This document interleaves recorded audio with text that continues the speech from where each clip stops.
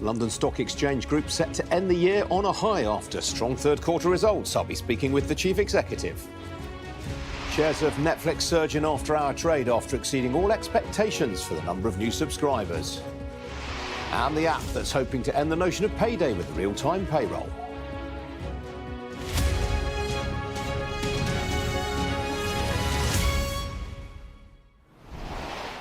Good morning, this is Business Live with me, Ian King. Netflix has exceeded all expectations for the number of new subscribers after cracking down on password sharing.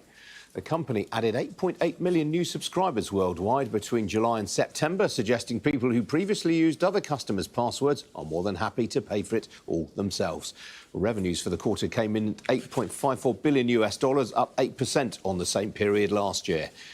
Netflix has now raised its subscription prices with its premium ad-free service up to £2 to £17.99 a month. Well, joining me now is Michael Hewson, Chief Market Analyst at CMC Markets. Michael, welcome to you. I mean, it looks like this crackdown on password sharing has paid off. Yeah, absolutely. And I have to say I was a little bit surprised by that. But if you actually look at, I think, the ad revenue, the ad-based subscription as well has actually done very well. I thought that there would be a little bit of what I would call degradation in terms of revenues, but that also doesn't appear to be happening. So essentially, I think Netflix has got the best of both worlds here. It's growing subscribers. It's also growing its ad-based here, 70% increase in ad-based subscriptions. Whether or not that is revenue accretive, positive, it's hard to say at the moment because Netflix aren't releasing those numbers. But overall, Netflix is continuing to add subscribers at a rate of knots far outweighing Disney+, Paramount Global and Amazon. Do you worry, though, that average revenue per user fell during the quarter by 1%? I mean, they're putting on subscribers, but it's not necessarily in their most profitable markets. It is indeed, but if you actually look closely at that, the average revenue per user fell quite substantially in its Asia markets. It was down 9%. It was up in EMEA, it was flat in the US, and it was also up 3% in Latin America. So their average revenue per user, obviously in Asia markets, is one area they do need to pay particular attention to, if I can get my words out. But overall, I'm not overly concerned. I think particularly in the UK, Netflix is quite sticky because I think it is bundled in with packages like Sky, for example, as well as Virgin Media. So the UK user is actually insulated somewhat from some of these price rises. How much of a risk has it been for them to put up price rises? I mean, Netflix has never been tested through a recession or not. And a lot of people think we may get one in the US and in other markets. Yeah, I think that is my main concern. If you actually look at UK user growth, that's slowed to around about 4% this year. That's the lowest it's ever been. And in the US, ultimately, they're not getting much traction there at all. I mean, essentially, they're at saturation level. They are looking at other areas of the business. They're looking at sports. Potentially, I think that could be a mistake because ultimately, they're probably going to have to pay an awful lot of money for that. And I think what we do need to be aware of is that while they have improved their cash flow this year, next year could be particularly challenging because ultimately they weren't paying out a lot of content for this calendar year because of the writers' strikes and the actors' strikes. And ultimately they will have to play catch up next year. So that will present them with a challenge. What they are doing, and which I've been calling for them to do for quite some time, is to start hedging their FX exposure. 70% of their earnings are non-dollar based, and the strong dollar is having an impact. Absolutely. Now, you mentioned just now the competitive landscape. Obviously, you've got the likes of Disney, Sky's owner, Comcast, Warner Brothers Discovery, all duking it out there. How many players can the market ultimately sustain, do you think? Well, I think if I take myself as a good template for that, I've got three. I've got Disney+, Amazon Prime and Netflix, and that is probably my limit. And that's if you don't include a Sky subscription. I think anything over and above that is saturation level. So Netflix is out number one. I think it will remain that way. I think the biggest challenge is going to come from, say, for example, Amazon, who have sports. Disney is really facing a struggle, and at some point we'll see market share there start to diminish. All right, Michael, got to leave it there. Great to catch up with you this morning. Thank you. Thank you.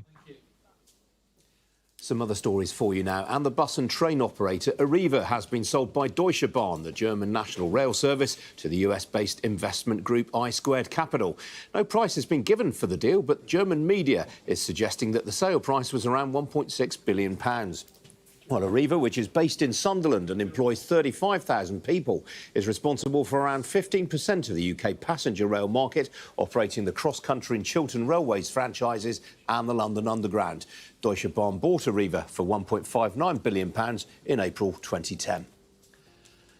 The telecoms equipment supplier Nokia said this morning it is to cut up to 14,000 jobs worldwide, representing around 1 in 6 of its global workforce. The Finnish company said it expected to move quite quickly with the reductions, part of a programme aimed at saving between 800 and 1.2 billion euros by 2026. The news comes as Nokia grapples with a downturn in spending by its customers on 5G equipment, particularly in the United States. Nokia said today that its sales during the 3 months to the end of September were down 20% on the same period last year. The information and analytics giant RELX said this morning it remains on course to hit its annual targets, with all parts of the business enjoying growth during the first 9 months of the year. The 11th biggest company in the FTSE 100, which owns the LexisNexis legal database and Science Direct, the world's largest scientific and medical database, said sales in the year to date were up 8% on an underlying basis. Growth was strongest in its exhibitions arm, where sales were up 32% so far this year, taking it ahead of pre-pandemic levels. And the online property portal On The Market has agreed to a takeover by CoStar Group, a major US player in the online real estate industry, valuing it at just over £88 million. Well, confirming a story first broken last night by Sky City editor Mark Kleinman. The pair said they were looking to build on the strengths of CoStar's Homes.com business, which is the biggest player in the US market, to seize the top spot here. Well, shares of Rightmove, the current market leader, fell by as much as 14% on the news. Now, the Australian tech unicorn Employment Hero, which says it wants to end the notion of payday by providing real-time payroll, has just completed its latest funding round, raising 263 million Australian dollars, or around £137 million. Well, leading the funding round was the US private equity firm TCV, whose past investments include Airbnb and ByteDance, the owner of TikTok. Employment Hero, whose valuation is now approaching £1 billion, has earmarked the money for building out its European base here in London. Well, I'm joined now by Ben Thompson. He's Chief Executive and founder of Employment Hero. Ben, welcome to you. I gather you weren't looking to raise funds. No, we had a lot of inbound interest. We've been growing really nicely and had a few people tap us on the shoulder and asked if we'd like some cash. Well, always a good problem to have, I guess. Why have you alighted on London for your European headquarters? Look, our business exists to help small and medium-sized businesses become more effective at employing people. And the UK has a massive opportunity for us to work with small and medium-sized businesses and their employees, and it just works in this market. So we've already got 20,000 businesses on the platform and 200,000 businesses on the platform in the UK. So it's a good foothold that we're going to build out of. For the uninitiated, you better just explain what a real-time payroll is. Yeah, sure. So Employment Hero manages all aspects of employment, from recruitment through to retirement. But part of that is payroll. And by digitising the entire employment experience, we have all of the data that we need to know exactly how much somebody has earned within their pay period. So then we can actually free that money up and put it into their Swag wallet, which is one of our products, so that they can be paid every single day. That alleviates the need for credit cards and payday lending and buy now, pay later schemes and things like that. Why do you think, I mean, you're going to have the edge here? Because this is quite a crowded market. A lot of people do this. Yeah, well, we're doing employment. So really, all of employment, from recruitment to retirement, getting paid is one aspect of that. There are players in the industry who are fintechs who can assume how much money you have and forward that to you as a loan or as a form of credit. We don't provide any credit. We know exactly if you're employed and how much you've earned every pay period, and can speed up that payroll process without any other activity. I can see how that would be an advantage for employees, but what about employers, particularly SMEs who like to monitor their cash flow very closely? Are they going to necessarily want to go along with this? No, they just run payroll as per normal. We don't change their pay cycle. We actually float the cash that goes to the employees during the pay cycle, and then we get paid directly by the employer back into our account. So we're just becoming the intermediary to speed up payroll. Now, as you mentioned, this is only one part of your overall business. What employment trends are you seeing around the world just now? Well, the digitisation of employment is the number one trend. You know, we've gone from employment being managed on paper only a decade ago to fully digital payroll, fully digital employment, and that just opens up a world of opportunity to help employees and employers. The other big change is AI. So removing workflows, making things move faster and more easily with less effort. AI is already throughout our product, and we've got some really big AI initiatives coming as well. What's really interesting about global labour markets is they are all pretty tight, whether that's the US, the UK or your native Australia. Yeah. Are you surprised by that, given that the outlook is relatively downbeat? It is a little surprising that, you know, usually when there was a downward a period of recession, you'd see unemployment spike. But I think that remote work has opened up more opportunities for people to work in all sorts of different roles, and that is what is leading to an increase in participation and employment. What about the Australian economy in particular? What are you seeing there? I mean, obviously, you've had some pretty aggressive rises in interest rates, as we have here. You've also seen the housing market start to crack. Well, the housing market's come and gone, but unemployment is still sitting at 3.7%. So there's speculation that the housing market's coming back, but week to week, you never quite know. But yeah, unemployment is still sitting at 3.7, so a strong economy. All right, Ben, got to leave it there. Good to see you this morning. Thanks very much. Cheers.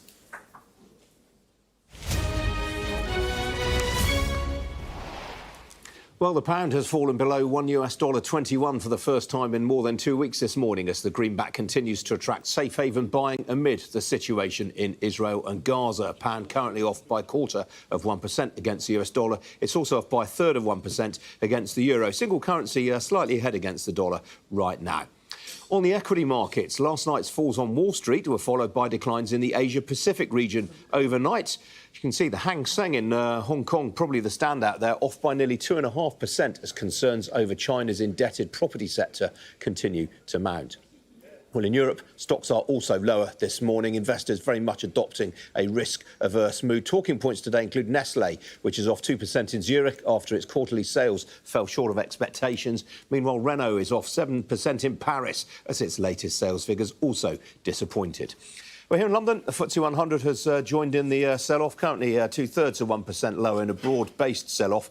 The biggest FTSE faller in percentage terms this morning is Rentokil Initial. At one point, it was off by as much as 15%. There it is, it's still off 15%. That's after it trimmed its full-year forecasts. Other FTSE fallers this morning include the asset manager Schroders, off 0.5%, and Hargreaves Lansdown, off by just under 3.5%. Both of them have trading updates out this morning. There are not too many gainers to mention this morning, but LSEG is up by 1.75% on its trading update. We'll be hearing later in the programme from the chief executive.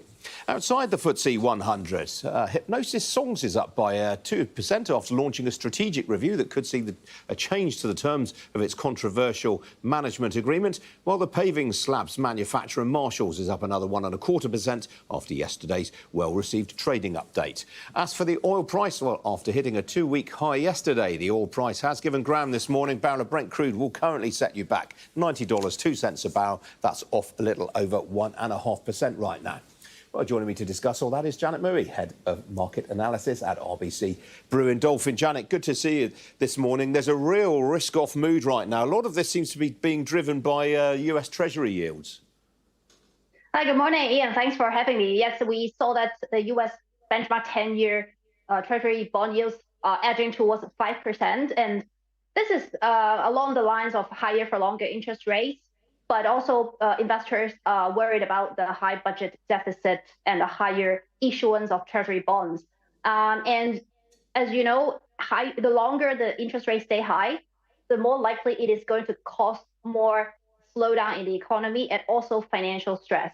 So I think investors are worried about that, and that's why we're seeing a bit of risk off. And of course, the geopolitical tension that is happening in the Middle East, investors are worried of an escalation, and also China Country Garden is likely heading to a default, which obviously dampens sentiment in the market there.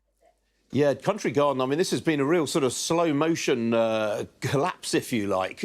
Does the fact that it will actually default on some of its debts really trigger a wider sell-off in the Chinese property sector?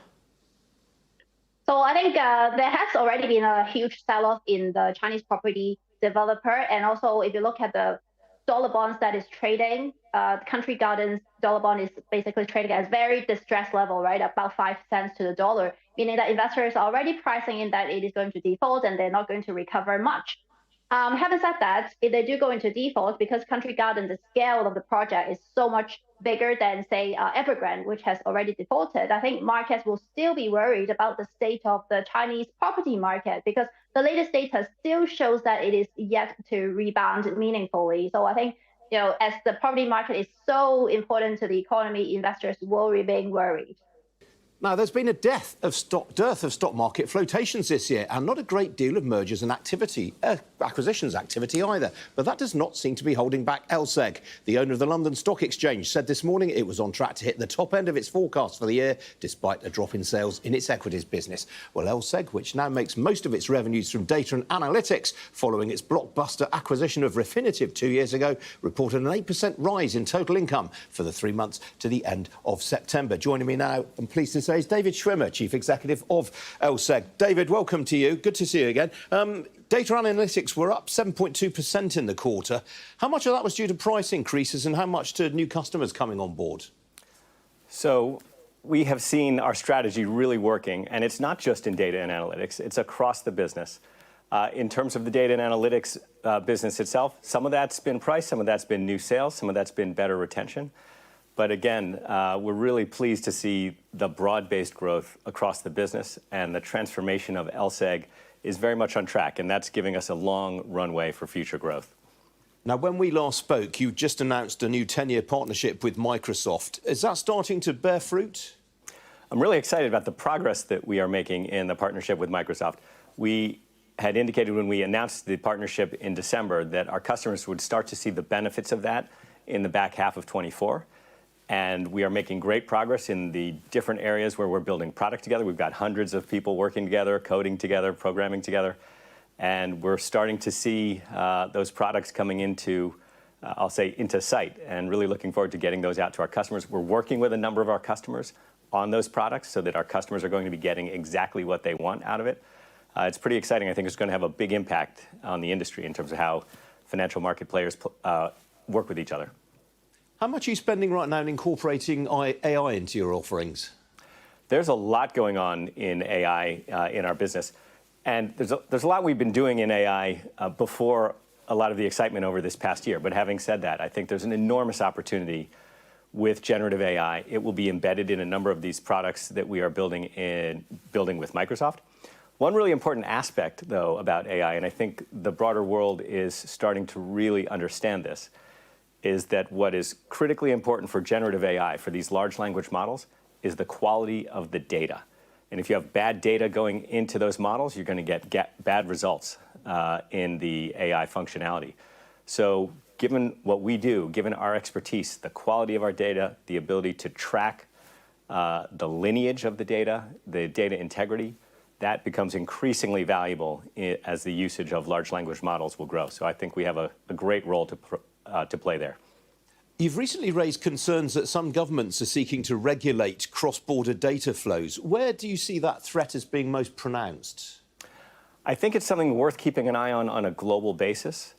And there are more and more signs of what's referred to as data sovereignty in different parts of the world.